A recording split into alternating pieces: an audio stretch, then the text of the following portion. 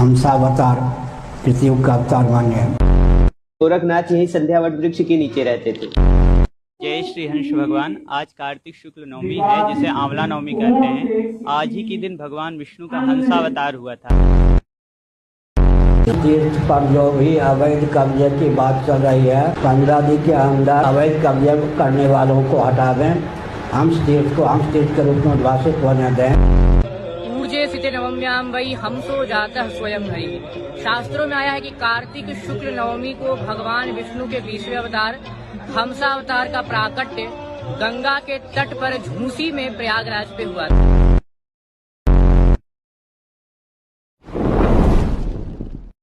आधुनिक समय में जहां हम भागदौड़ की जिंदगी जी रहे हैं, वहीं हमारे देश में कुछ ऐतिहासिक और धार्मिक स्थल ऐसे हैं जो हमारी आस्था, संस्कृति और इतिहास के गहरे संबंधों को दर्शाते हैं। एक ऐसा ही स्थल है हंस तीर्थ, जो न केवल भगवान विष्णु के अवतार श्री हंस भगवान की जन्मस्थली है, बल्कि यहाँ के धार्मिक और ऐतिहासिक महत्व ने इसे एक अनमोल धरोहर बना दिया है।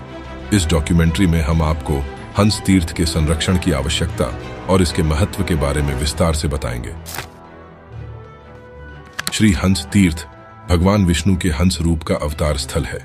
भागवत पुराण के अनुसार भगवान श्री हरि ने हंस रूप में अवतार लिया और हंस गीता तथा गोपाल मंत्र राज का उपदेश दिया।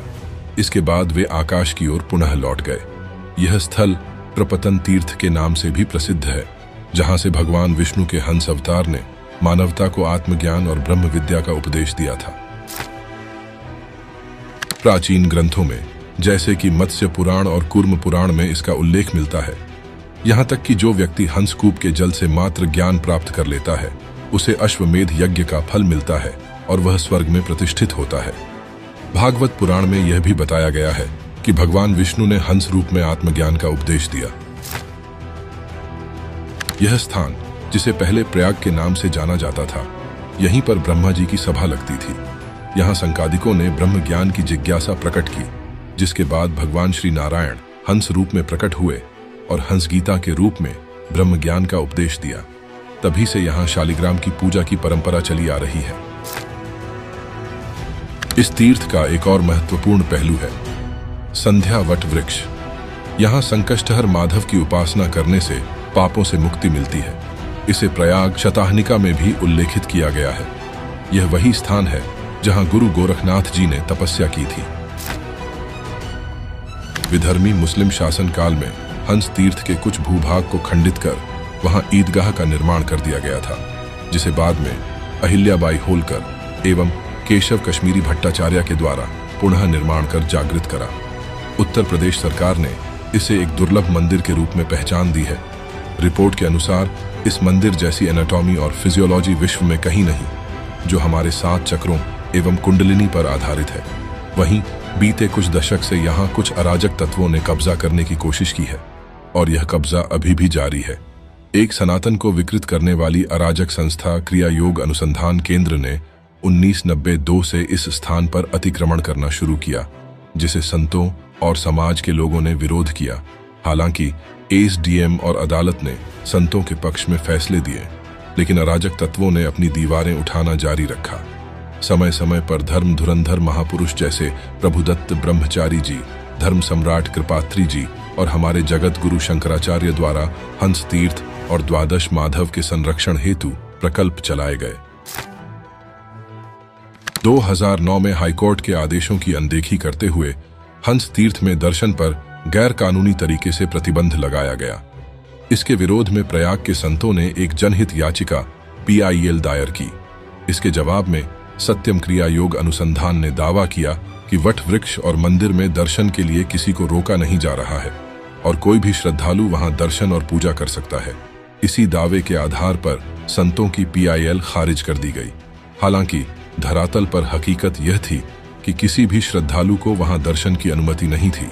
पुरातत्व विभाग ने इस स्थान को हंस तीर्थ के रूप में प्रमाणित किया है, लेकिन अब तक कोई ठोस कदम नहीं उठाया गया है। अभी हाल ही में हंस भगवान के अवतरण दिवस आंवला नवमी को संतों द्वारा यात्रा निकली गई थी, जिसमें प्रमुख सचिव एवं प्रशासन से यात्रा एवं दर्शन की पूर्व ही अनुमति थी, परंतु तब भी श्रद्धालुओं को दर्शन से वंचित करा गया एवं पुलिस प्रशासन में साधुओं से कहा कि यात्रा बाहर से ही निकालिए, यदि अंदर जाने की बात करी तो सबको बंद कर देंगे।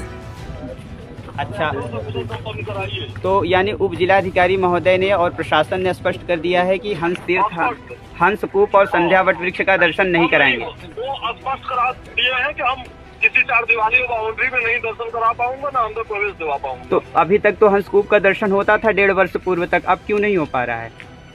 भैया उनसे पूछिए आप, अगर निकालना हो यात्रा तो निकालिए, नहीं स्पष्ट शब्दों में मैं बताऊं कि आचार संहिता का हवाला देके बंद करा दूंगा। ठीक है ना? पीछे करिए। अच्छा, तो यानी हम लोग बाहर से ही चले जाएं? हाँ बिल्कुल, जैसे पहले निकला था पिछले साल, वैसे अगर निकालना हो तो निकाल के जाइए जी। तो वापस हो जाइए फिर। ठीक। अंत में हताश साधुओं ने बाहर से ही दर्शन करे एवं चित्र रखकर पूजन करा।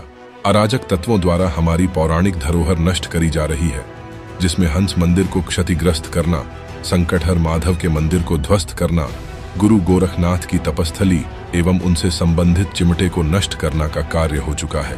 हंस कूप को शांतिग्रस्त करने का कार्य चल रहा और अभी भी हंस तीर्थ को विकृत करने का प्रयास जारी है। आज भी यह स्थान हंस तीर्थ के रूप में हिंदू धर्म का एक महत्वपूर्ण तीर्थ स्थल है, जिसे अराजक तत्वों से मुक्त कराने के लिए हमें एकजुट होकर संघर्ष करना होगा। इस स्थान की रक्षा और संरक्षण के लिए हमें सामूहिक प्रयासों की आवश्यकता है, ताकि आने वाली पीढ़ियां भी इसे अपनी धार्मिक और सांस्कृतिक धरोहर के रूप में जान सकें। हमें यह समझने की जरूरत है कि धार्मिक और सांस्कृतिक धरोहर को बचाए रखना हमारी जिम्मेदारी है। हमें इस अनमोल धरोहर की रक्षा के लिए एकजुट होना होगा। धन्यवाद।